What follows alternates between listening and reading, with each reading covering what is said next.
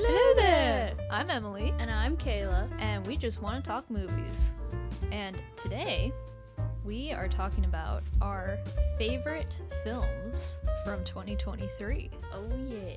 Very exciting. It was a really good year for movies, I feel like. It was, but I have to admit that when I look back at my list, I'm like, my taste is not I know. sophisticated. I feel like for most people, they're like, this year was, Yeah. well, okay. And I'm the one who's like, it was a bunch it of was fun awesome! movies. Yeah. Yeah, we had, I feel like most of this year was a huge throwback to like older, kind of goofier movies. I talked about, like, in my notes, I talked about that a little bit for Me one too. of the movies. For my number one movie. Oh! Which surprised me that it was number one. Because how I made mine was I just put down a bunch of movies that I liked, and then I narrowed it down and then ordered it. And I realized by the end, I was like, oh, this one keeps moving up the list. And I was like, this is my number one movie. So stay tuned, folks. Nice. Just a lot of really fun theater experiences. Definitely. I feel like that plays a lot into my favorites list. Like, how much fun did I have at the theater? Mm-hmm. And yeah, there was a lot. It was so hard to narrow it down. I knew like my top 4. Those were pretty easy, but then after that I was like, oh, I don't know. It kept flip-flopping. So yeah, we are very excited to talk about this. Yes. But first, we're gonna go over some news. Unfortunately, we heard that Carl Weathers passed away. Mm-hmm. That was really, really sad. We're huge Rocky fans, so Oh, yeah. we love him. I love him in Predator. I thought he was good in The Mandalorian. Mm-hmm. Yeah, it's a shame. I never like opening like Instagram and just seeing like, oh, this person has passed away. I know, when you It's see like the picture come up and you're like, I know. it's unfortunate. Mm-hmm. Rest in peace. Yes, rest in peace. Did you have some news you wanted to discuss? Sure. Well, as I talked about in, I can't even remember, I think it was our first episode, I'm very excited about the filming of season 5, the final season of Stranger Things. So I thought I would give some updates. These are like some general ones for like from like the past few weeks. So the Stranger Things Instagram account has a broadcast channel now, which of course I joined. Are you ridiculous? We've got some interesting pictures. They posted one of Gaten Matarazzo, who plays Dustin, in his Hellfire Club t-shirt that's all torn up, which is interesting. Has he been wearing it since the end of season 4? Is he okay? I don't think so. Probably just cut it up because he was mad. We have a picture of Finn Wolfhard as Michael Wheeler in his bedroom with a Star Wars poster in the back. This picture is amazing. He looks like he's like posing as the Thinker. We've got some cars, some vehicles. I see I think it's Nancy's car, the family truckster, as I like to call it, because it looks like the one from the Vacation movies. And then a picture of Millie Bobby Brown with the Duffer Brothers. All very exciting. And then some like, there have been some paparazzi photos circling around of like they were filming at the hospital, so you know it must have something to do with Max because she's still in a coma. And they were also filming at this radio station, which is this new set that I think they built for this season.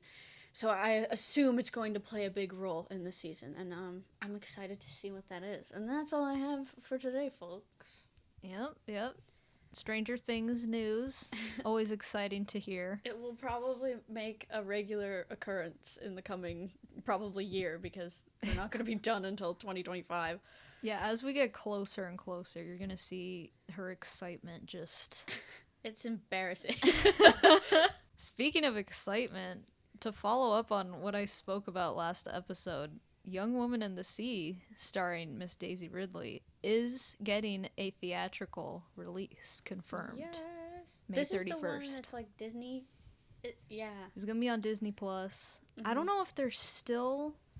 I'm sure they're going to release it and then put it on Disney Plus, but I'm not positive. And there's also kind of like...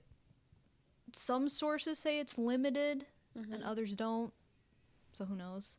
I guarantee you they're not going to spend a dime on marketing and then it's going to flop. So...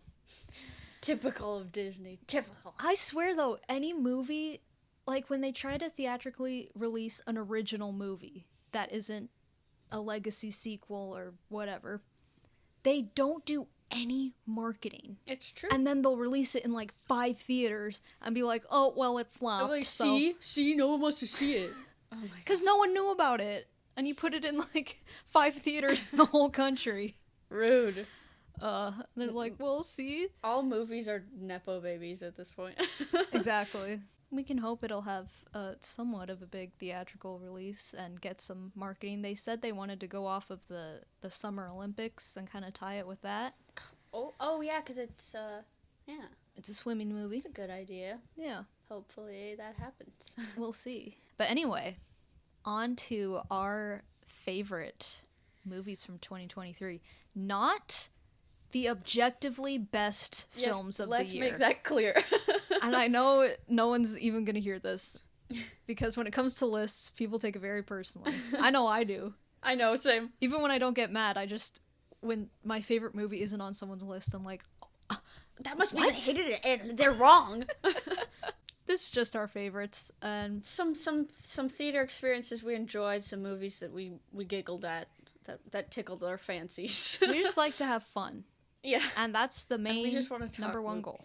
Yeah, we just want to talk movies. So I will go first with number 10, and then Emily will go with her number 10, and we'll switch off from there. Yes. So, alrighty then. My first movie is called When You Finish Saving the World. This came out super early into the year, so much so that I don't remember a lot of it. This was actually the first movie we saw of 2023. Yeah, and it was fun. We were alone in the theater because this movie, like, not a lot of people saw it. I wonder if that's because it didn't get much marketing. Nah, I know. I didn't see a thing about it. There was maybe, like, 1 or 2 TV spots and then not much else. But this is, I had been looking forward to this for a very long time. So it's Jesse Eisenberg's, I think his directorial debut, at least, like, in feature-length film terms. And it's based off of an audiobook, like an audiobook play that he put out in 2020. And it was super good. So it's told really interestingly. So it's, like, told in 3 parts. So the first one is, like, a dad making, like, audio logs about his life after his son is born and he's, like, having trouble connecting with his son. The second part is that son grown up and he's, like, doing therapy sessions, and it's, like, in the future, so he's, like, talking to a robot that's recording him, and it's really weird. And then the third part is about the mom of the son when she's in college. I really enjoyed it. I thought it was a really, like, creative way of doing a story, and I was super excited for the movie. The movie focuses on the mother and the son, and it's basically about how different they are, and the kid is, like, he wants to make it big as a streamer and a musician, and he's, like, total Gen Z person. And the mom, she, like, operates a women's shelter, and she's, like, very altruistic, and she does not understand why he's so, like, money hungry and fame hungry. And they the just Twitch streamer. Yeah, I know. They just fundamentally don't understand each other. And it's really weird. Like, their relationship is kind of uncomfortable at times, the places that it goes. But I think this movie stars Finn Wolfhard from Stranger Things. Did I mention that? I think that too. As well as I know, I think it does. I think as well as as well as Julianne Moore, and these two have excellent on-screen chemistry as mother and son, I thought. So that was super fun. Even though their relationship was so weird and, like, uncomfortable, it was super fun to watch them just go at it with each other on screen. That sounded weird. Oh god. It's not uncomfortable in that way. No. And yeah, I thought it was just, like, a cute little story about, you know, parental relationships.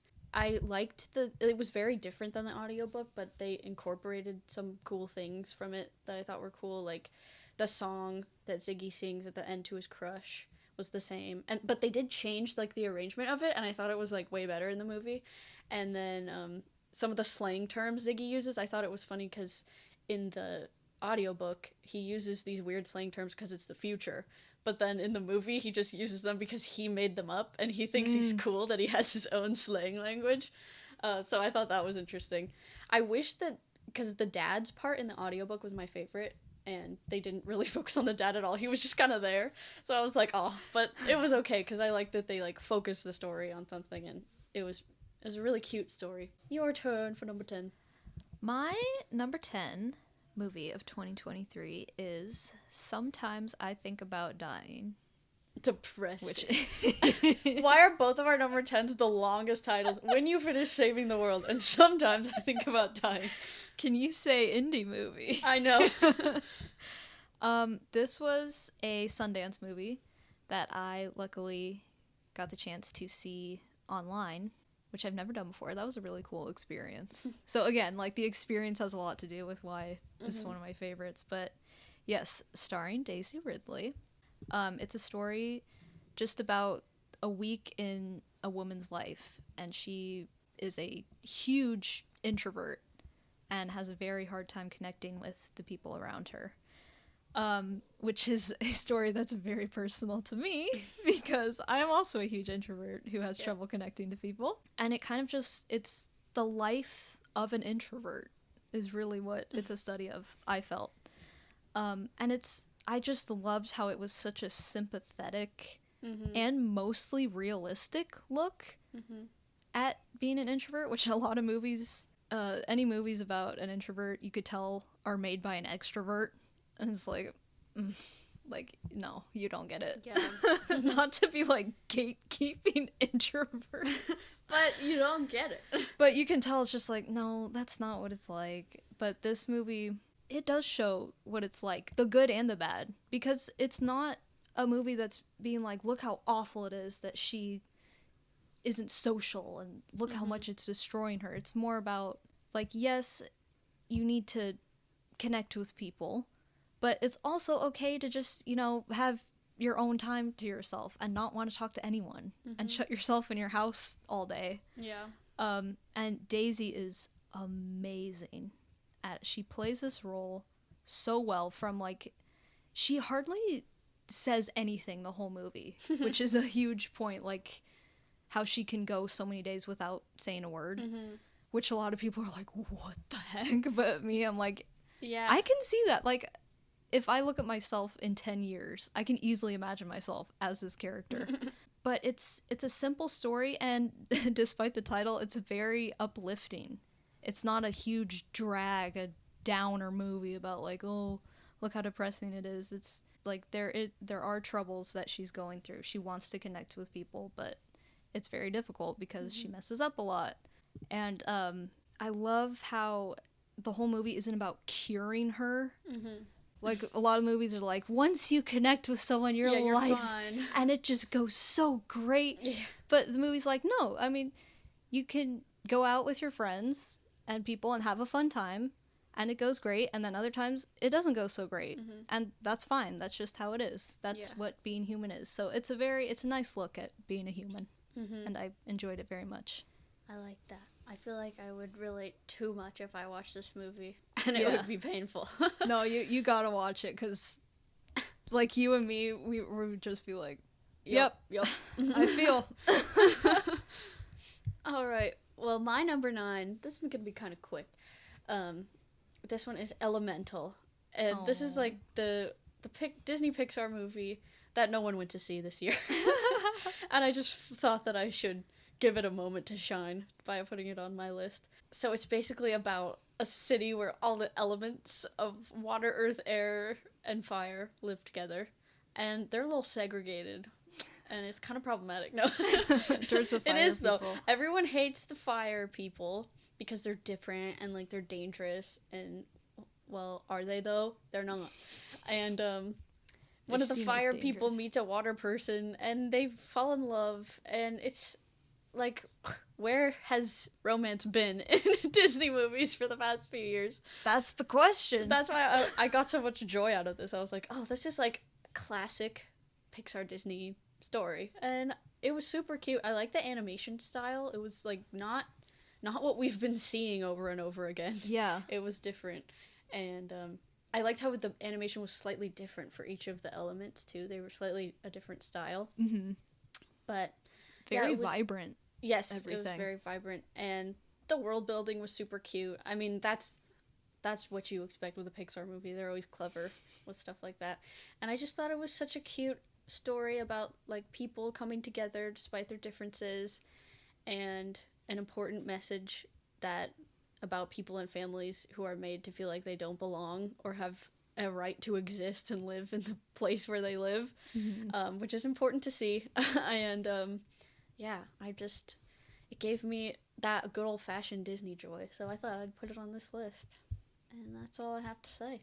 I love how it was also based on the director's life. It was? Like, his parents... It was, like, the same story. His parents immigrated to the new place, and, like, they went through all of that. Oh, wow. And this was his way of kind of telling that story, but to a younger audience. I think that's beautiful. I liked it a lot. And it's a shame that it kind of flopped.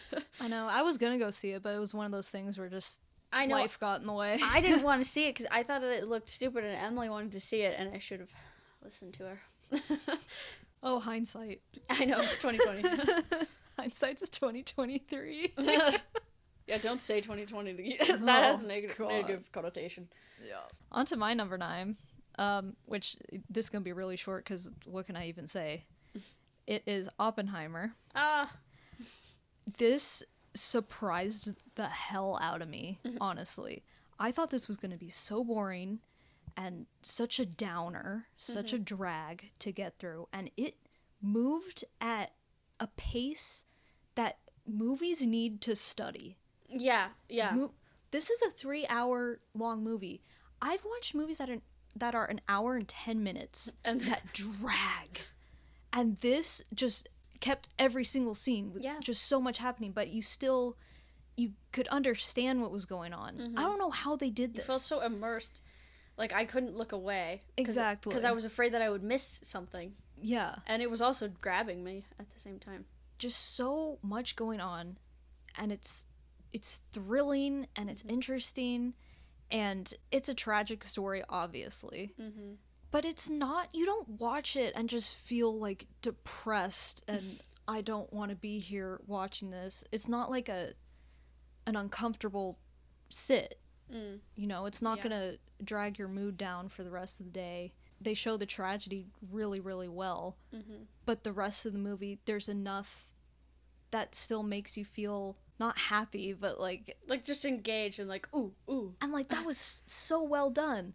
Like, just from the visual aspect, and then also from the small moments of triumph, like getting that, what was he, wannabe senator? Who was Robert Downey Jr.? Oh my gosh, yeah. Straus. Straws. Straws. Like, defeating him, you like get Rami that little... Malek. Yes. At the end, oh, best moment. And that's, if you're gonna make a story like this, you need to have moments like that too. Yes. So that it's not just a big slog and look how sad, look how depressing. Look at how awful this creation is, which it definitely was about that. Yeah, and it's very effective doing that. Yeah. But you also get those like crowd-pleasing moments. Yeah, where it was just like a good story. Yeah. I'll talk more about it in my list later on. Yeah. And it was also fun to see just everyone in it. Oh my gosh. Literally every character, like, I was the Leonardo DiCaprio meme through the whole theater. I kept turning to Emily like, look who it is. Yeah, very, very fun. I don't know how, again, I think they just went through resumes in like some Hollywood office somewhere, like, call that guy, call that guy, call that guy. Josh Peck talked about it where he like auditioned for it, and then he called up his agent and he was like, thanks for that, but I don't get movies like this. And then like he was immediately called back and he was like, what's happening? Apparently the vibe on set was like there was a bunch of actors who were like kind of at his same level in career wise, and like it was just like, who's gonna get the moment today? And then he gets the big moment. He gets a really big moment. Yeah, which is super cool as a Drake and Josh fan. Yeah, if you like, I feel like there's someone for everyone. Yeah. There's someone, like, people you haven't seen in a while. It's like, oh, that's nice to see him in there. That's why I think Nolan casted, like, people like Josh Peck and then the guy from Diary of a Wimpy Kid, Roderick. Because his daughters like them. Yes. So, like, that's part of it, too, which I thought was sweet. Yeah, that's really cool. Again, something for everyone. I think Like, there's such a broad, again, I don't know how they pulled this off. There's such a broad audience for this. And I it's think about the atomic bomb. I know. Which I guess, yeah, that would bring in a broad audience because everyone knows what that is. Yeah. And everyone has some stake in it at this point in history. There's something for everyone to like. And I want this to win Best Picture. This is my pick of all the ones nominated. Okay. I would like this to win. I would like Cillian Murphy to win Best Actor. Yeah, he was good. He was very, very good. He's always good. Scarecrow. Yes, I don't love the Nolan Batman movies, but Cillian Murphy as the Scarecrow. He's he great. Gets me over. He's so beautiful. He's so beautiful, but he's so psycho. When he puts the thing on and he goes like, oh, yeah, I don't. He's that's not beautiful. So beautiful. No. I just like looking at him when he doesn't have the mask. Oh, Kayla, I gotta get a poster of him for you. I know. Where is he on these walls? No. All right, my number 8. I'm gonna say that with every number now. Number 8 for me is Is it the Gran Turismo or just Gran Turismo? It's just Gran Turismo. Just Gran Turismo. This movie I thought looked so dumb, and I think a lot of people did. I think a lot of people still think it is dumb. But if they haven't seen it, I don't know. I mean, I watched the trailer, and I saw David Harbour from Stranger Things, and I was like, ah. But then I was Will like, Turner. Obviously Orlando Bloom. Have you heard of him? Ever heard of him? He is in it. He is. And I was like, okay, but it didn't look like a story that would grab me. It looked so cliche. Yeah, it did. Yeah. It looked like it would just be, I don't know, something that fell into the background. But finally, we watched it on streaming, I think, and I was invested in these races. I wanted this guy to win. So let me talk about what the movie's about. If you haven't heard. This is a true story about a group of like gamers who are the top gamers in the Gran Turismo video game, and they get a chance to compete for a place as an actual driver on the racing team, Formula 1. I don't know enough about racing. But anyway, they get to be real race car drivers. And as a child who was a fan of Hot Wheels, this movie made me so excited. I love racing movies because we also saw Ferrari later this year, also made me so excited. I love cars. I love racing movies. Anyway, I really enjoyed this movie because the racing sequences were incredible. And I think they really built up the struggle that the character goes through like trying to get the place, and it's like you're rooting for him so much, even though it's dangerous. Then there's that other side of it, is like it's so dangerous and you're just a gamer, and you don't belong here. Yeah. And I thought David Harbour's character was like a highlight for me. He was basically playing the character that he always plays, which is like a jaded older guy. Yep. But you know what? He's good at it. Mentor. He's a master at it. Same with Finn Wolfhard in When You Finish Saving the World. He always plays a teenager that you hate but also kind of love. Little whiny brat. Yeah.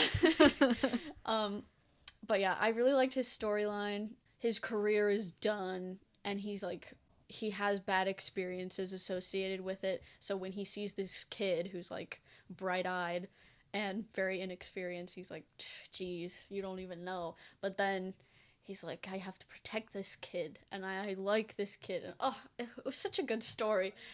And you don't know till later on in the movie why he's exactly. So jaded. Yeah, there's some mystery to it, but I thought he was a very, very interesting character. I really enjoyed that part for him, and it was a time. I really enjoyed it. Surprisingly enjoyed it. Yeah, that was probably one of the biggest surprises of the year for us. Yeah. Just the euphoria that the racing sequences. It was really good. Yeah. All right. My number 8. Okay, here we go. What? My number 8 is Thanksgiving. Oh, I almost put that on my list. Eli Roth.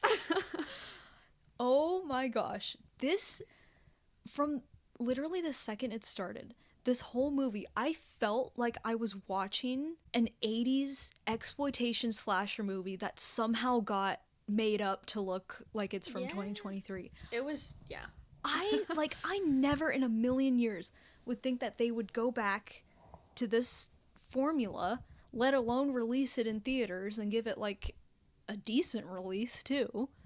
But I was so surprised with how much I liked it. It had great kills, great gore, which you will always expect from Eli Roth. It had a really fun killer. Usually, especially in slasher movies nowadays, the killer is just like no personality, nothing really memorable to them. It's just someone going around stabbing people off screen. Yeah. But I loved the look of like the pilgrim, Oh, the hat and the mask, and I love like he had the way he moved was like Scream, sometimes. Yeah. He did like this cool move when he takes that guy's head off with the wire. He like spins around, and then it was so cool. And how he like, you think he's gonna kill the cat too, but then he feeds it and pets it. I'm like, little scritches. Oh my gosh, that won me over. After that scene, I was like, okay, I like this movie. So good. Really fun concept, of course, based on the fake trailer from Grindhouse, which that was my favorite trailer from Grindhouse. And it had the cheerleader scene from that. It had a lot of the classic shots that everyone remembers, like the human turkey on the table at the end, the guy, the mascot getting his head cut off in the turkey suit. Yes, the cheerleader that everyone's favorite part. I thought the characters were all right. There were like kind of half and half. Half of them I really liked. They were supposed to be hateable. Yeah, no. Some of them. Most of them are hateable, but it's like in that fun slasher way. We're like, I can't wait to see this guy get messed up. But you had some nice characters. I liked the ex-boyfriend character who got his arm twisted backwards. Yeah. And then he came back at the end. He's like the red herring. But I liked him. I liked, didn't they call this one guy Scooby? Scooby? Which one was he? He was the boyfriend of, Addison Rae. Addison Rae. Okay. I think. Right? Anyway, he was a boyfriend of one of he Addison was really Rae cool. is in this movie. Yeah, she pops up in there. And she was fine. She was good in it. Yeah, so characters were half and half. They're not the best you're ever going to see in a slasher movie, but they're far from the worst, especially today. And yeah, I really would love to see a revamp now of the classic slasher. Like, it was just so exciting to see, because I'm such an 80s slasher fan, and usually slasher movies nowadays, they're trying too hard to be different. And deep. Like, ooh, see, we spun this on its head, and you weren't expecting, like, okay, can you just give me a classic slasher already? And finally we got one, and it was pretty damn good. I heard they're making a sequel. I'd love to see it. And I'd love to see more movies like this. Yes, me too. It was a very fun horror movie. 10, 9, 8, 7. All right, we're on 7, folks. My number 7 is Theater Camp. This took me forever to watch, but it came out in September on Hulu. But I think it was like must have been some sort of film festival thing earlier in the year. It stars Ben Platt, my darling boy, and we won't talk about the Dear Evan Hansen movie. I was gonna bring that up. Listen, that doesn't exist in my mind. He's talented, okay? And Molly Gordon, who I didn't know of very much before this movie, but I think her and Ben Platt were like childhood friends, and so this movie's very much based off of their relationship together and with theater as a whole and theater camp. It was just so like fun and cute, and like it was obviously made by people who like love musicals, and it was just a love letter to kids who love musicals, and it was super funny. It was told in like the style of The Office, sort of. It was like a documentary thing.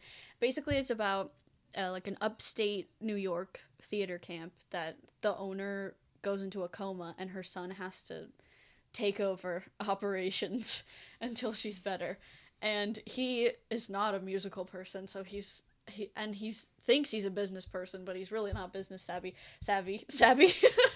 So businessman. Yeah, so it just goes downhill from there.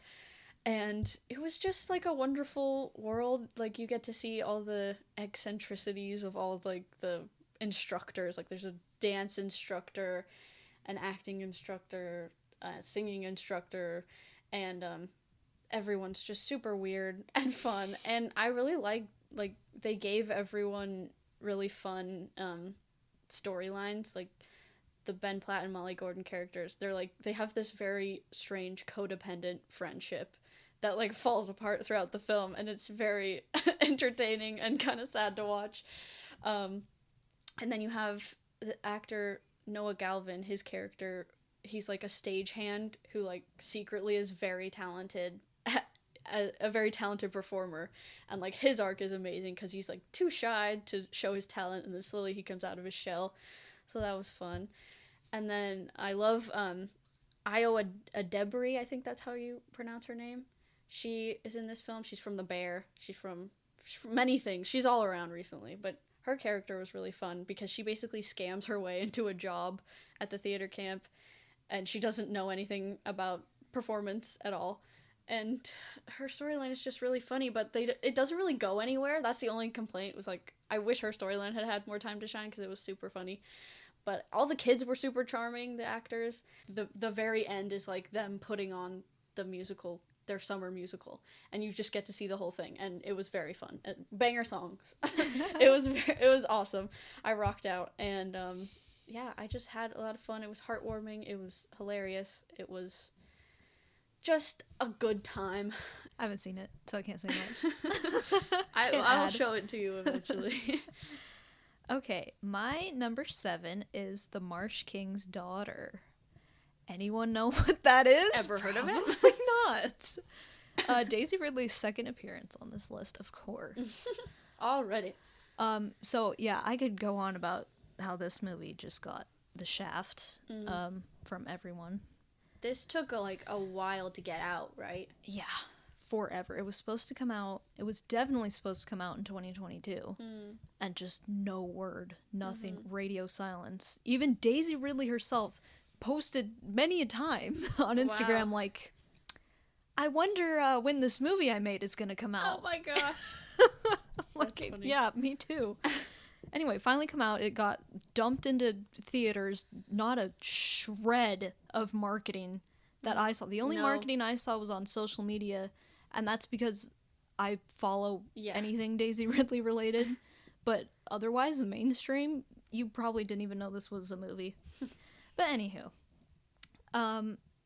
it's basically a story about a woman who is the daughter of a woman who got kidnapped by this man and forced to live in the marsh for years of her life. And now she's an adult and has her own daughter, and her father has escaped prison, and she knows that he's probably coming for her and her daughter. So she has to get ready to go to battle and kind of use his knowledge against him.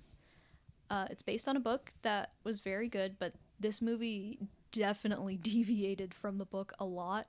But I think it was to its advantage, because the book basically just takes place in one day, and it's about her going off to find her dad, and most of it's just flashbacks to her childhood.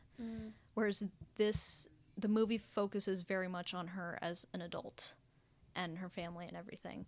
And I really liked that because we got to see more of how hard it is for her to fit in. Yeah, because her whole childhood was raised in the middle of nowhere.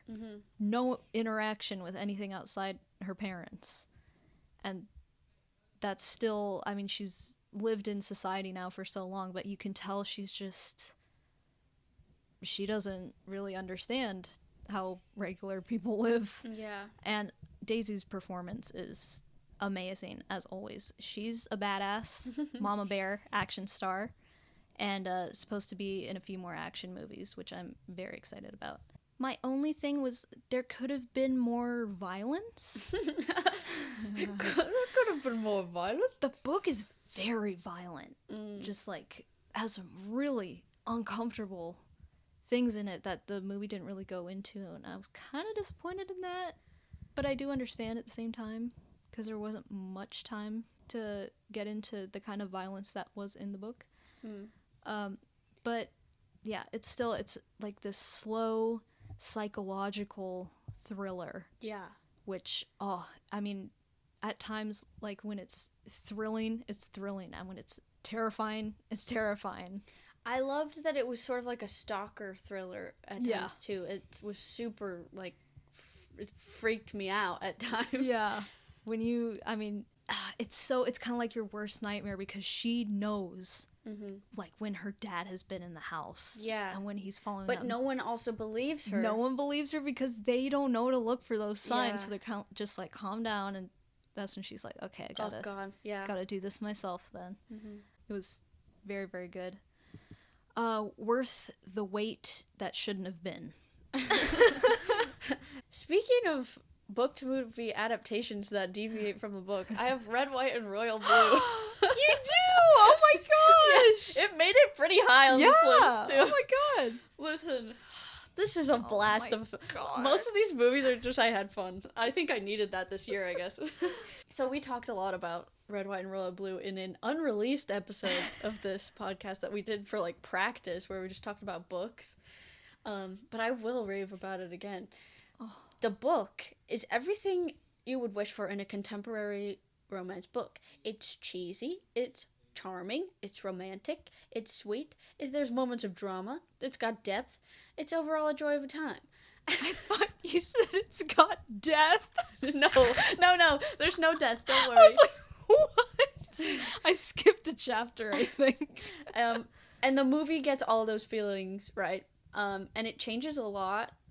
That, like, simplifies the story a lot, but I think, like, that's for a reason. They couldn't fit all the things that they needed to fit from the book into the movie, and they simplified it in a way that, like I said, still kept all the things that made it good. I think the actors are both cast super well. I didn't describe what it's about. Have you heard of it? You'll have gotta know by now. It's about the first son falls in love with the Prince of England. England. And it's a forbidden romance, basically. The actors had excellent chemistry. And, like, even for, like, it's supposed to be cheesy and not to be taken super seriously, but I still feel like their performances, they were, like, giving it their all. I was like, I appreciate that. Yep. And there were, like, some heart-wrenching moments. And I think that we need more movies like this, like Red, White, and Royal Blue, Heartstopper, both, like, just heartwarming gay stories. Not sad gay stories. Like, they have their place, but we also need some heartwarming stories, yes. Please. We need to show that if you're LGBT+, you're not gonna have a miserable... Yeah, you're not destined for a tragic romance. Thank you and good night. Yeah, that's all.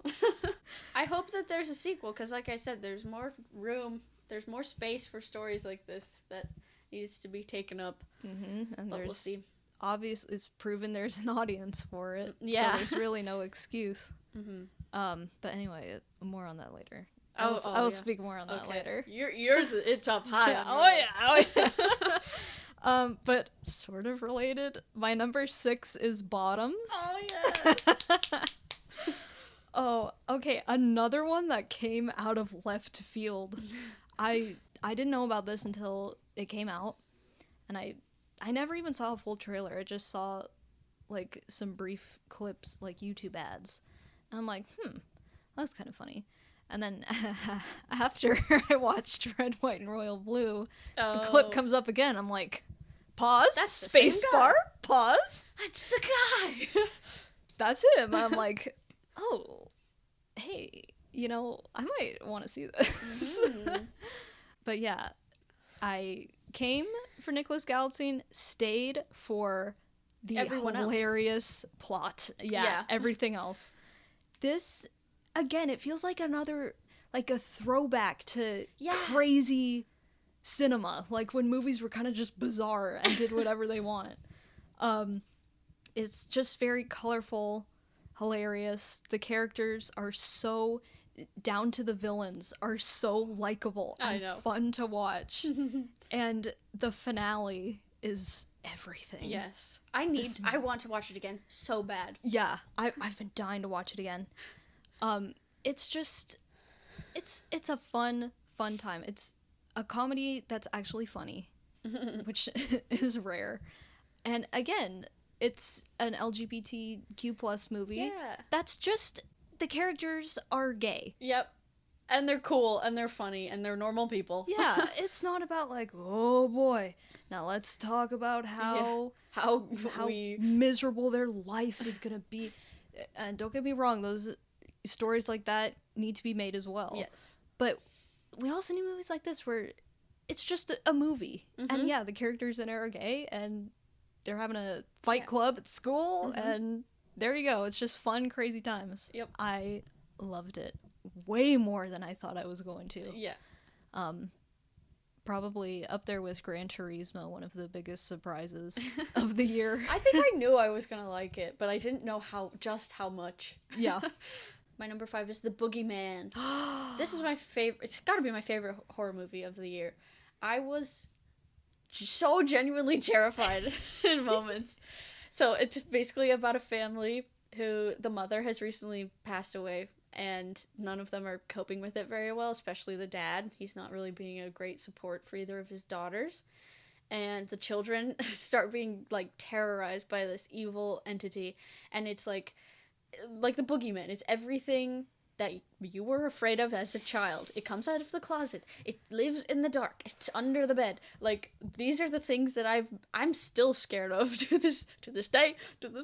Yep. And so it was not fun, but it was amazing. It was very fun, but not fun. Yeah. It was once so we got scary. home and went to bed, then it was not fun. Yeah, then I didn't want to turn off the lights. But it was just like, yeah, some of the scares were like, oh my god, they were so well done. Anything that mimics humans. Oh yeah, it mimics voices. Stop. Terrifying. Stop. I need to see this again as well. Yeah. Oh my gosh. Even though it's like, it's pretty straightforward, the like symbolism and message behind the movie, I still felt like it was super like impactful. I think I teared up a little bit at the end. Aww. I think this is a great like Mother's Day or Father's Day film. It's like just parents and children. Yeah. And I don't know, it was so sweet. I was so rooting for the family. Like, the characters were so well done. And I know this is based off of a Stephen King short story, and it's very much, if I haven't read the short story, but if the short story is anything like this movie, it's very much in the vein of The Shining, which, as you all know, I'm a very big fan of the book and the movie. So, like, just my peak type of horror. And I really want to read the short story now. Shows that simple can be so effective. Yeah, and when he writes about just like families, I think that he gets it super right and just really emotionally impactful. Really good movie. Did not get its due praise. No. I think because most people assumed, I mean, they saw the PG-13 rating, they Yeah. saw the previews, like, okay. It looked kinda like a run-of-the-mill. Yeah, like what I first thought of Malignant Yeah, in 2021. it was very much in the vein of Malignant. Yeah, Yeah, where you, like, you see the trailer and you're like, okay, that looks... But then you watch it like, oh. This is really good. Now, Malignant's... That's a bit more like, they go way... Yeah, was that PG-13? No, Malignant. Okay, no. I was gonna say. But the trailers they released... It looked like it was PG-13. It's like, what's this? It's just... Yeah, they didn't show anything of Malignant. But I feel like that was also a blessing because... They did it on purpose. Yeah, you can't show that movie. It's... Yeah. And that's why I'm kind of like... I'm kind of mad at myself. Because I'm like, I should have just... I know. From now on, we just gotta go. Yeah, that's what I did with the Boogeyman. I'm like... And Barbarian was Barbarian another great did the one. same Same thing as Malignant. And right off the bat, I'm like, we're seeing it. Barbarian did have...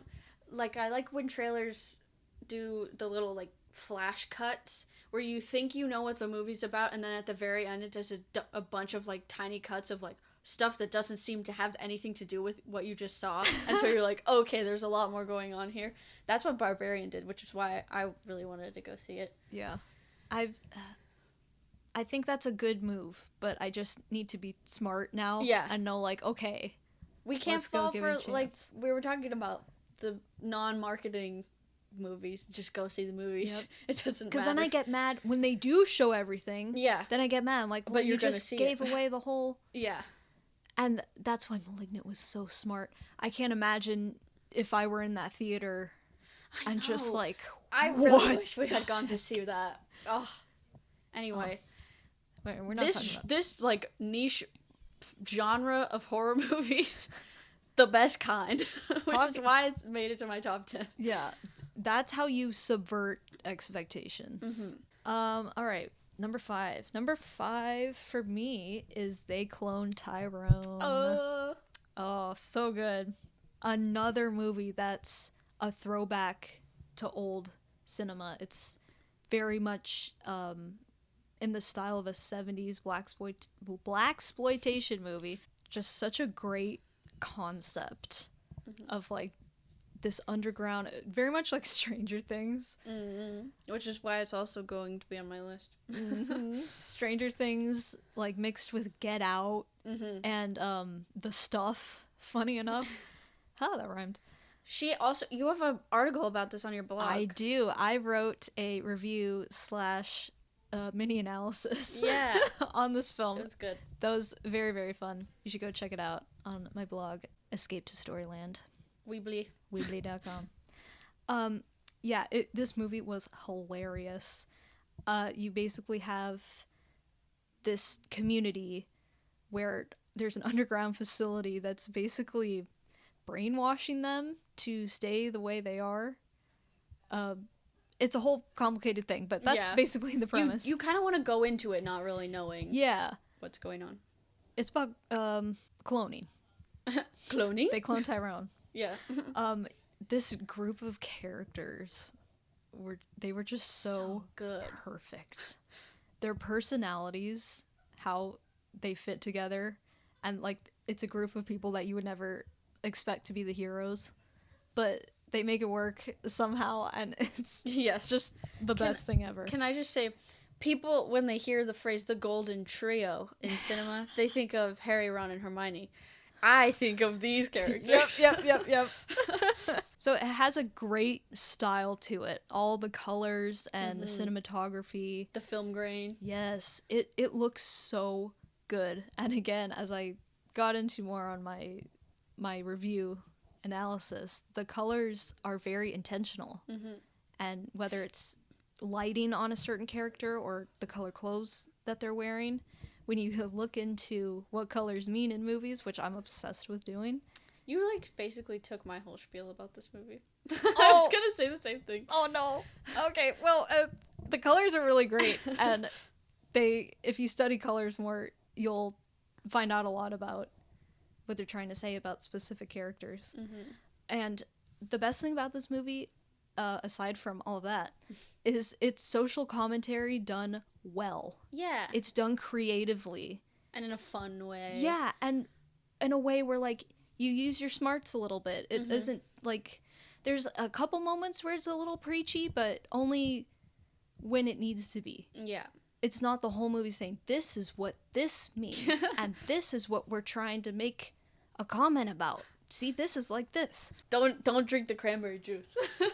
It's so good. I think a lot of people saw this, thankfully, and liked it. I thought that it didn't do well, but I'm glad. It didn't, like, stay popular, but when it came out, people were talking about it. Yeah, this movie came out the same day Barbie and Oppenheimer came out, but it came out on streaming on Netflix. I think this beats both Barbie and Oppenheimer. It did on my list, I'll say that. Yep. Controversial. I know. But what can I say? I mean, it was good. I busted a gut laughing. Yes. By the way, if you hear background, like, noise, it's a rainy day today. We're in the middle of a storm here. It's been raining all last night and all of today, so if you hear anything, that's what it is. Okay, my number 4. 1, 2. I keep losing track. You didn't number yours? Okay, see, this is the problem with doing it digitally. On the Notes app, it messes it up if you want to write stuff under. I noticed that. Yeah. That's why I didn't do it. So, my number 4 movie is Barbie. Hi, Barbie. Barbie. It had to be here. Okay, listen. The notes that I wrote for this, I kind of went off. So I'm just going to read it for verbatim. Okay, here we go. A romp and a riot. I enjoyed the production design, the costumes, the set, the songs, the hair, the multiple Barbies, and the multiple Kens. The I'm Just Ken musical sequence is one of the best sequences of 2023. It was an event. You had to be there, and everyone was there. Am I right, ladies? This movie was a love letter to Barbie fans who are now grown up. We all wanted to be Barbie, but no one is Barbie. And then Barbie becomes us. That doesn't make any sense. No, that's good. She looks up to us now because we are strong, we are fighting, we are flawed, and we are beautiful. Need I say more? Okay, my last paragraph. And as much as this movie has been torn apart by a certain sect of movie fans, I think this movie is very pro-masculinity, but just healthy masculinity. Put that manly hand in mine, folks. Ken is more than Barbie. Ken is Kenough. You don't have to sing us concerning songs on the first date while looking uncomfortably into our eyes. Just be yourself and go to therapy. Thank you and good night. And stop talking when we're trying to watch movies. Yes, please stop trying to explain The Godfather to me. I don't want to watch it. I want to watch Bobby. Yeah. Although if I take someone on a date and we watch Princess and the Pauper, I will be talking through the whole movie. And I will be singing through the whole movie. How could I refuse? Anyway, I think that sums up my feelings. It was just fun time and made me feel good. I wore pink. Oh yes, pink was the color of the summer. Pink and black. Our microphones are pink and black. Yeah, we are Barbenheimer. We are Barbenheimer coated. And yeah, I think I really said it all there, so I'm not gonna say anything else. All right. My number 4 is my favorite horror movie of the year, Saw X. Oh boy. I'll also read a line of my notes verbatim. Holy crap, what a surprise. Holy crap, Batman. Okay, John Kramer as the main character. People who actually deserve to be in the traps. Mm-hmm. Everything we have been asking for in Saw movies. Finally, on the 10th go around, we got it.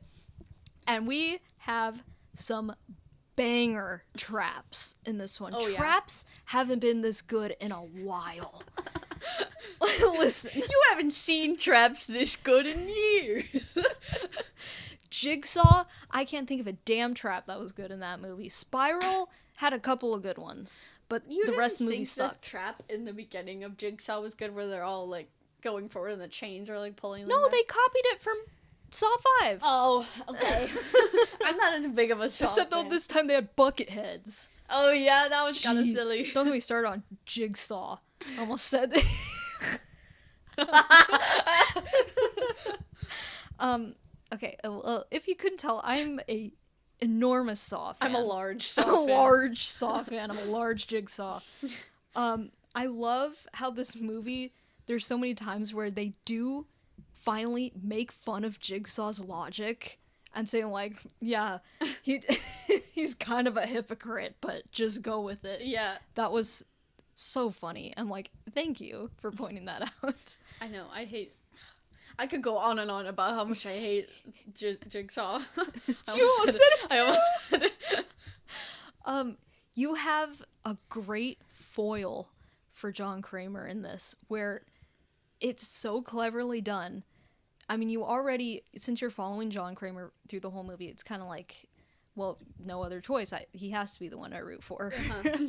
But then you get this character who is just, you just want to strangle her. She is so evil that you're so much rooting for Jigsaw and Amanda. Like, get this woman! Such a great way to... It almost... I mean, maybe this is a little too much, but it reminds me of Psycho, the original Psycho. Oh. Where after Marion Crane dies, you're kind of like, well, there's no one else to root for except and then you Norman root Bates. for Norman. And so when he's like trying to cover up the murder and like talking to the cop and everything, you're like, oh god, I hope he gets away with it. Oh god, he said the wrong. And then you're like, wait, why am I know, that's weird. It reminded me of that, but it's in such a like, fun, like poking fun kind of way, especially the ending shot when like they're triumphantly walking away with the young kid. Oh, it's like, look at our hero. I know, what the heck. So much fun. I'm excited as hell for the future of these films now. I mean, as soon as Jigsaw came out, I'm like, really? We're still doing Saw movies? And it sucked. And then Spiral, I'm like, ooh, this looks kind of different. This might be good. Sucked. And then I heard this was coming out. I'm like, oh boy, what now? But now, with this new storyline, I'm like, yes. I cannot wait to see. I'm sure we're going to get, I mean, they basically said we're going to get Hoffman in the next one with Amanda and Jigsaw against this evil freaking lady. And I'm so excited to see that. Yeah. So I knew Hoffman was going to come back. I called that so early on. Yeah, they did say, they're like, your detective friend. So yeah. I'm and I'm like, okay, Amanda's here. Amanda's here. Where's Hoffman? Ever heard of him? Where he at? Yeah, it was really good. As I said before, I think it might be my second favorite of the series, honestly. Ooh. Below the first one, of course. First one's a masterpiece. Yeah, the first one's 10 out of 10. Yeah, I think it's my second favorite of the whole series. It was great. Great, uncomfortable traps that you want to look away, but also... I didn't like it. Some of them I was like, okay, it's too much. I'm not the biggest Saw fan. They're not my cup of tea. Yeah, this is definitely... It's made for Saw fans. They are catering to the Saw fandom. I can appreciate that about it. Yeah. But I will look away when the lady saws off her own leg. Oh, it was so good. Done so well. Shot well. And the brain one. Oh, that was the worst. I would rather get my face melted off than have to perform brain surgery on myself. I will die on that hill. Thank you. You can't feel it though when you cut the brain. I don't care. You can feel it when you cut the skull. Yes, and you have to watch yourself doing it. That's It was. I'm not going through that because here's what it is. I've watched all the Saw movies. What chance does he have of finishing it in time? All of Jigsaw's traps are rigged, so I already know that I have no chance. Which one do you die sooner? Just get your face melted off, and then you're over it, and you don't have to go through. If you survive, you have a hole in your head. I could go on and on. So now you know how John Kramer feels. Oh, okay, whatever. I have to say too. Boo-hoo. You probably cut all this out, but I'm gonna keep talking. I love how you had a couple people actually survive and get out of the traps. Yeah. And especially like pretty early on, the one guy with his arms, he actually wins. So then from then on, you're like, oh, I don't know then. Like, you don't know if the person's actually going to do it. Where before, we're used to the fact we're like, yep, that there's going to be a catch and they're not going to get out. But not this one. And we've been asking for that forever, which is really great. They were, but at the same time, you still had like the brain one, like just over the top crazy stuff, which we still want to see. We need to see the gore. We need to see it. We do. That's what Saw's all about, at least now. Okay. All right, moving on. I'll stop. Okay, my number three, my lord. Yes, I remember to do it. Okay. My number 3 is Oppenheimer. Oh, we got Barbie and then Oppenheimer. Oppenheimer ranks higher than Barbie on my list. It's hard. You can't compare them. I know. I feel like Oppenheimer is the better film, but Barbie's the one you'd go back and watch more. Yeah, it's like your movie, but Oppenheimer's like it feels like a movie. That's my favorite thing about the movie. It feels like a movie. Okay. This movie, we've already talked a lot about it, but here's my main thing. This movie's a courtroom drama within a courtroom drama. What more could Kayla want? Not much. And yeah, especially so you've got Nolan as the filmmaker. He took this very complicated, huge concept, multiple concepts, and just he just did his little thing, weaved it all together like a craftsman, and it was very well done. And I'm not the biggest Nolan fan, I will admit. I don't like most of his movies, but this one, he did a thing here. He did the dang thing. And I didn't want to see this movie when it was first announced, because I was like, I don't want to learn more about the guy who made the atomic bomb. Made the atomic bomb. Atomic bomb. Well, that was how I felt. And I don't want to have to like sympathize with him, but I didn't realize how like complex, and this is like the perfect character to choose to make a film about, because it's just so, it's such a complex issue. Like, you watch the character himself go through like the moral dilemma of what he's doing, and I like how they start out with like the apple thing that he does with his teacher, where he almost poisons his teacher, and like from then on he's very like interested in ethics, and so it like sets the scene already that this is a character who like, he's complex, and like how did he end up doing this. So it's good. I watched it a second time, and I feel like I got so much more out of it than the first time even. It's like watching a movie that they made out of the trolley problem. It's like just like a one big moral dilemma. Obviously, I'm on the side of we shouldn't have made it, but it's still like, it's just about like, imagine living through that time period, and what would you think? I don't know. And it's also a movie about the Red Scare, so like another huge concept that he somehow fit in and like made it amazing, made it seamless. I didn't know that Oppenheimer was suspected of being a communist at all, so like that was another interesting thing. Like, he's a person that you could make a movie about. It was super interesting, and it was interesting how he like punished himself internally for what he had done, and then was punished externally for things that he hadn't done. And like, it just has his career as a scientist. They say it at the end of the movie, like they put him through hell, and then years from now he's gonna be given all these accolades. It's like, it's a weird comment on society. That's how we are. Yep. I think Cillian Murphy by far deserves the Oscar. I loved him in this movie. I also need to shout out Emily Blunt. The one scene that she has that's like a big scene where she's being questioned in the little private hearing. She was amazing. I literally like go back on YouTube and watch that scene sometimes, because she's so good. And I think her character is super interesting, how like she had to let herself and her entire family be humiliated through that whole trial, and she's like, no, I'm gonna stand up for myself. I'm not gonna let this keep happening, and even though my husband has cheated on me and like not treated me very well, I'm gonna stand up for him. And like, oh my god, it was so good. I love Emily Blunt. Did you know that? Yeah, she's good. Anyway, that's all I have to say. It's a great film. You should check it out. You should. Have you seen it? Ever heard of it? Okay. My number 3 is, now I'm gonna be embarrassed about my top 3. Don't worry. My number 3 is The Little Mermaid. Oh, The Little Mermaid. Okay, listen. I know, I'm ashamed, but not really, because it's my list.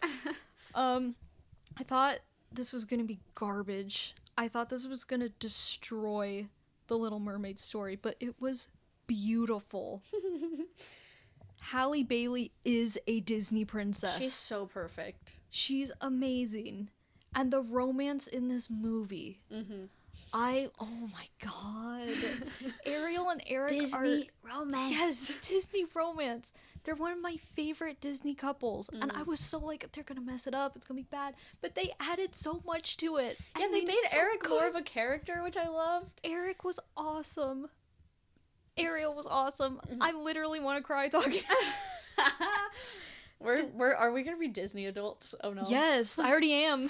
Yeah, that's true. We're not kids. I mean, the romance is what makes The Little Mermaid for me. And they nailed it. They got it right. And the songs, which they also nailed mostly. Okay, yes. Lin-Manuel Miranda. There are some things, okay? Some of the visuals look a little wonky. And we had the scuttlebutt. Yeah, just but listen. There were some visuals that were really nice, and some new songs that were Oh, she's obsessed. Wild Uncharted Waters. Oh my god. And I think it's called The First Time. For the first. Yeah. Oh my god. Can we normalize giving the Disney princes songs in the live action remakes? Because Evermore, Wild Uncharted Waters. That's what I was thinking. As soon as that started, I'm like, this needs to just be a thing. Yeah. I'm like, yep. Yeah. Melissa McCarthy, I thought she was gonna be just annoying and like trying to be funny the whole time, but she was amazing. She nailed it. She nailed the song. She nailed the persona. Mm-hmm. I loved it. Yeah. I loved her. She did good. I didn't love the makeup. That's all. Well, that's my only complaint. The makeup was pretty bad. This movie just, I loved it. It is my favorite live action next to Maleficent. And it's just forever gonna remind me of summer and just romantic good happiness. And I love Ariel and Eric so much, and that's my TED Talk great. On The Little Mermaid. They remind me of Mike and 11, so obviously I'm a sucker for them. It's so cute. They got it so right. I was so happy. All right, my number 2 is They Clone Tyrone. Oh, number 2. Yes. Nice. Number 2, my lord. So we already have established it's like about just a trio of people who are noticing some strange events, which most notably Fontaine. Some stranger things. There's some stranger things. Fontaine, the main character, dies and then comes back to life, with no memory of the night that he died. And then it goes from there, and we get to see more of the mystery, and just, I love the way they uncover the mystery. I love the team up. It's Fontaine, a drug dealer, Slick Charles, a pimp, and Yo-Yo, is that her name? Yeah, Yo-Yo. Who's a prostitute, who dreams of getting out. And oh my god, they're just so amazing. And like Emily was saying, it was so fun to like follow like less than savory character types, and they get to be the heroes. So that was just a big part of my enjoyment. And again, like Emily said, it reminded me of Baby Driver and Breaking Bad with like the way it used color. And I am definitely a sucker for that. I try to do that in my own writing, because I just love, like, I love when you have a character and then you choose a color to associate with them. Yep. I don't know, it satisfies my brain. And like you said, like, there's so much that doesn't have to be said, that can be said by just putting a character in color and like coding them with this color. And I just love that. It's like a movie hack.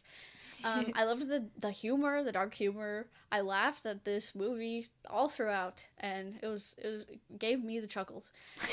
And it left me with some questions, which I always feel like there's like a balance that movies sometimes fail to keep, which is where I think it's good when a movie leaves you with like a few unanswered questions that you get to make up the answer to yourself. Mm-hmm. But when it's too much, it's like, okay, that was just confusing. When it's too little, it's not satisfying. But this was like the perfect median of that. Yep. A great movie. It's fabulous. Fabulous film. John Boyega. He knows what he's doing. Bigger and better and bad. Fabulous. Oh my god. Okay. What is his name? The clone with who doesn't speak. Chester? My favorite freaking character of 2023. Yes, best character. When Kiefer Sutherland, when he's like, oh my god, Kiefer Sutherland is in this. I forgot. When he's like, "Come on, Chester, let's go grab a cheeseburger." I'm like, I want to be there so bad. I want to grab a cheeseburger with Chester. Why am I left out? Why can't I come with Chester? Chester's great. Oh my god, some of the bits in that movie were just so excellently crafted. My number 2 favorite film of the year. Oh, almost number 1. Just beat out by a smidgen. But my number 2 is Red, White, and Royal Blue. She makes another appearance. Okay. I would have laughed in your face if you had told me earlier this year that this would be on my best movie list. Same. I'd be like, okay, whatever. But then I read the book over the summer. I was like, I bought it because I'm into cheesy romance, okay? Books. I will eat the cheese up. The cheese is delicious. It is cheeseburger cheese. Pizza cheese. Pizza cheese. It's not goat cheese or anything like that. It's not blue cheese. Yeah. But then I was reading this book. I'm like, well, this is pretty good, actually. This is a really good romance book. And then it just, as I read on and on, it was making me so, like, bubbly and excited. And I'm like, I have to watch this movie. Halfway through the book, I was like, I still don't know if I want to watch the movie, but I was getting toward the end. I'm like, I've got to watch this movie. I've got to see this visually. Just the excitement of watching this movie. It made me feel excitement that I haven't felt in years. When you finish a book and you're gonna like watch the movie version, it felt like I was back in my Twilight days. I was reading the Twilight books and was like so excited to watch the movie after. I'm like, I wonder how the movie's gonna be. I cannot tell you how this book and this movie changed my life. I could go on, but it's a fluffy, positive, healthy relationship, which we don't get to see too much in romance, unfortunately. No. Especially like rom-coms of this sort. Usually you're supposed to root for them, and then you're like, this is kind of messed up. Just a little abusive. Yeah, not the case with Red, White, and Royal Blue. Oh, this is just a beautiful, beautiful romance. Eric and Ariel were my favorite couple of 2023 until Alex and Henry came along. I'm like, oh, I think they took the cake. They swam in the cake. Yes. I think this movie took the world by storm for a reason. People want to see just happy, positive romance movies, and when it's same-sex couple, like, that's even better, because they usually don't get to have movies like this, which sucks, because when you think of queer cinema, you probably most likely think of just like sad, depressing, dark, horrible things that, like, okay, it's good to watch because, you know, knowledge is everything. Yeah. But it's not something you want to, like, associate only with. Yeah. I'm like, no, I don't. So there's, like, this stigma of queer cinema. Like, queer cinema means, like, sad stuff. So, like, so then when you think of, like, someone who's gay in real life, you're like, oh, that's probably, like, someone who's super depressed and not going to have a good life. Yeah. And yes, queer people have very difficult lives for a lot of reasons. But you know what? They're also just people. Yep. They're and normal. Sometimes they want to have fun. And they fall in love, and it's just as beautiful as it is when a man falls in love with a woman. Mm-hmm. And fun. Yes. As Kayla mentioned, the chemistry. So good. Whoever the casting director was, they need... And, like, the intimacy coordinator, I just feel like everything was done so tastefully. Yep. Any intimacy scenes were just... It felt not awkward at all. I melted in the best way. And I could talk about this movie and this story forever. This movie made me... I used to think it was so cringy when couples call each other baby, but... I will make the exception only for Alex and Henry. He calls him on the phone. I know. I'm like, I'm gonna cry. Oh my god. Yeah, I cry so many times in this movie. But, like, happy tears, which is what I want. Just like the Little Mermaid. Yeah. This movie is gonna be important to me for the rest of my life. There better be a sequel to the book and the movie. Mm-hmm. It's enemies to lovers. Yep. It's forbidden romance. It's LGBT. Literally, what else could you want? Nothing here. Nothing. I got nothing to suggest except a female version. Yeah, I mean, let's do that. Everything. Yes, that's what we need in this moment for sure. Happy queer cinema. Yes. On to my number one. Oh, number one. A pick that surprised even me as I was putting together this list. I know what it is. I knew when you... Bottoms. Yep. As soon as you said I was surprised, I'm like, I bet it's bottoms. Yep. I couldn't believe... I was like, okay, this movie was so good. It was so but good. There's no way it can be number one. And then I kept, like, moving it up. I was like, okay, but this has to go underneath this. And then eventually Bottoms was just here at the top. And I'm not disappointed in it. Just surprise. I put in my notes, this is apparently my favorite movie of the year. Okay. I'm cool with it. So this is a satire just about high school. It's about these two best friends who want to get girlfriends, and they end up to get women. They create a fight club for girls, which is just badass, like lesbian fight club. Please. I put, it's another story that's really gay, but isn't a tragedy, and it's just a fun time. Yep.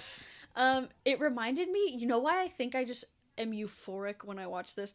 It reminded me a lot of But I'm a Cheerleader, which is a movie that I honestly should have put on my favorite movies list from our first episode. It's just, it makes me feel so good. If you don't know, But I'm a Cheerleader is a movie, I think it came out in the 90s, probably. It's about a girl who's like, her parents think that she's gay, and they send her to a conversion camp. I laugh through that, like, that doesn't sound right. It's so funny. It's just a darn good romance. And a darn good comedy. And it's like sad, obviously, but it's just a darn good time. And it's, oh my god. I get flustered. I must love this movie a lot. I feel you. But yeah, it's my dream to write something that produces the feeling that But I'm a Cheerleader and Bottoms gives me. And so I just love that style of story and comedy. But anyway, I'll get into specifics of why I love this movie, Bottoms. Iowa Devery is back, and she's one of the main girls. She's in everything this year, I swear. She's so funny, and I actually love the romance she has with the popular girl. I thought that was really cute. Nicholas Galitzine, is that how you pronounce it? Galitzine? Kind of like magazine. Okay. That's how I say Nicholas Galitzine as Jeff, the football player. AKA Ken. Yes, he should have played a Ken in Barbie, honestly. So perfect. He was so funny. I love this. There's commentary and satire about how football players are, like, revered by schools. And there's literally a scene where it's all the football players seated at the table as if it's the Last Supper. Yep. Oh my god, it's so funny. And just everything. It's just so hilarious. Every single performance was super, like, endearing and funny. And the finale was insane. And I'm so glad that they took it to that level. And, it just got crazier and crazier as the movie went on. I was like, this is where it should be going, and I love it. That's my number one. That's a great number one. It's been a great year for film, I will say again. Pardon the page turn. Pardon my pages. Pardon my page. All right. My number one. What's your number Ready, everyone? What is Everyone's... Is it Expendables 4. No! I'm kidding. I would have... Expendables 4. I would have ended the podcast right here and now. Oh, I know what your number one is. My number one is 65. Oh, no, I was wrong. I guessed that it was 65 at first, but then I guessed that it was John Wick 4. Oh, no. That was another one it was on my list at one point, but gosh, there were so many movies this year. Mm-hmm. I'm like, oh no, I can't. It got booted. But anyway, what's 65, you ask? Do you remember that dinosaur movie that came out in March with Adam Driver? It's that one. It's my favorite movie of 2023. Now, you'd say, so obviously Emily's going to have an Adam Driver movie on her list, and best list of 2023? Well, it's probably going to be Ferrari. No, I went with 65. And that shows what kind of a movie fan that I am. This was the best theater experience I had all year. Went twice to see it because it was so fun. Yeah, this is my kind of film. And it's amazing to see Adam in something like this. It was just filled me with goo, as this one lady in my radio class used to say. Filled me with goo. Whenever she loves something, she's like, this just fills me with goo. Oh, that's good. Like, what's that for mean? Her. Again, a throwback to the films of, like, the 90s and 80s, where it's like the one man versus this planet of dinosaurs, and he's got to protect the little kid. Oh, it was so fun.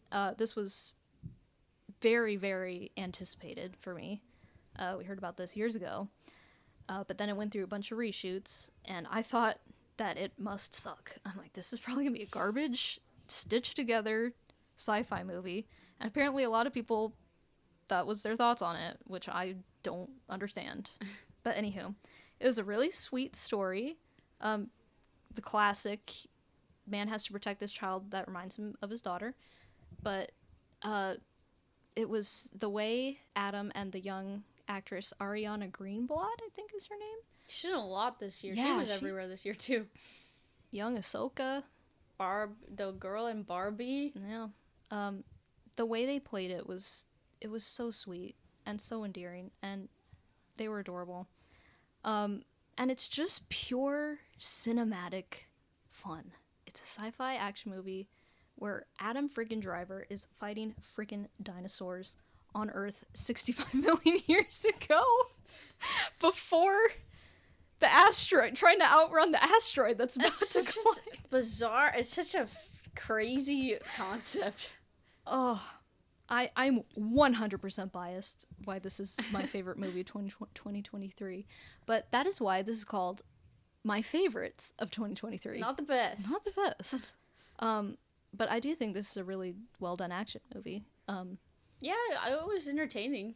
It moved along really fast. It's only an hour and a half, which movies today seem like they always have to be 2.5 hours. Yeah. So that was nice. Mm-hmm. Like, okay. And a lot of Adam Driver's movies are long too. Oh yeah. A lot of the set pieces I thought were really cool. I thought the night shots looked really cool. They used like this blue kind of lighting throughout, and I thought that looked neat. Love the trailer shot when they're in the cave backing up and you see the lightning flashes and the T-Rex back there. That gave me Jurassic Park vibes. It was a lot of fun. And I love Adam Driver. Did you know? Have you heard of it? As if we continue on with doing favorites, you'll probably find that if there is an Adam Driver movie that came out that year, it'll be very high on the list, if not number one. All right. Yeah. That is our top 10 favorite movies. We might have rambled for a bit. This is an hour and a half long. Oh boy. As long as 65. Yeah. Were you as entertained? You could have had 65 playing in the background. Yes. While watching this. And if you ignored us to watch it, I wouldn't blame you, because it's a great film. And it probably will end sooner. Next time, we are going to be talking about a couple movies. We're going to be talking about Dune Part 2, which we will have seen. And a movie called Damsel, which I discussed last episode. Yes. If you were listening. And we are also going to be doing a breakdown on the Ghostbusters trailer. Oh, yeah. Because that should be coming out. It might be out by the time the episode is uploaded, but I digress. Who knows? Who knows what we'll be talking about? We're busy people, but we will try to get out these episodes as we can. Yes. But now, to close us out, let's talk about the last thing we watched. Oh, yeah. Which, we can do a joint one on this. We can. Yes. We watched Wonka. Well, there's chocolate. Okay. Oh, we can't boy. get copyright. Yeah, I've been singing that all weekend. I can't get it out of my head. This movie was so fun. I thought it was so funny. I thought the music was so fun. I thought it was so cute. As a prequel to the Wonka that we know, I don't know if it was like made a lot of sense in a lot of areas. Like, it didn't feel like the same character. But by the end of the movie, I was like, I don't really care. It was just a fun movie. It's kind of its own thing. Yeah. And that's fine. And Timmy Shalley is pretty good. Yeah, he was pretty good. And I liked his singing. I thought he was pretty good. The songs were great. Yeah. I love musicals. They were so fun. Yeah, didn't make the best list. I swear, I was gonna do honorable mentions, but it was longer than the top 10 list. I'm like, I know. I want to talk about every movie that came out this year. I feel like I do need to shout out the Ballad of Songbirds and Snakes, just because it was such a big thing this year, and I thought it was really good. I can't tell you why it didn't make this list. It just happened that way, but I really enjoyed it. I thought it was a good adaptation of the book. Another one where the songs were really good in it. You can't take my charm. And I'll shout out John Wick 4 again. Yes. Because it was on my list for a while, but just barely got booted off.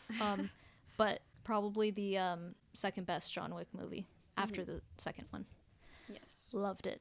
And also one of the best theater experiences we had. Yeah, that was fun. We were in a packed theater for that one. But yeah, anywho. We gotta wrap it up. It's been long enough. I'll give my review of Percy Jackson in the next episode. Oh, yeah. So subscribe to our YouTube channel so you can stay up to date on all our new episodes. Come follow us on Instagram and TikTok. And you can like us on Facebook. We Just Want to Talk Movies on all of those. And we'll catch you on the flick side.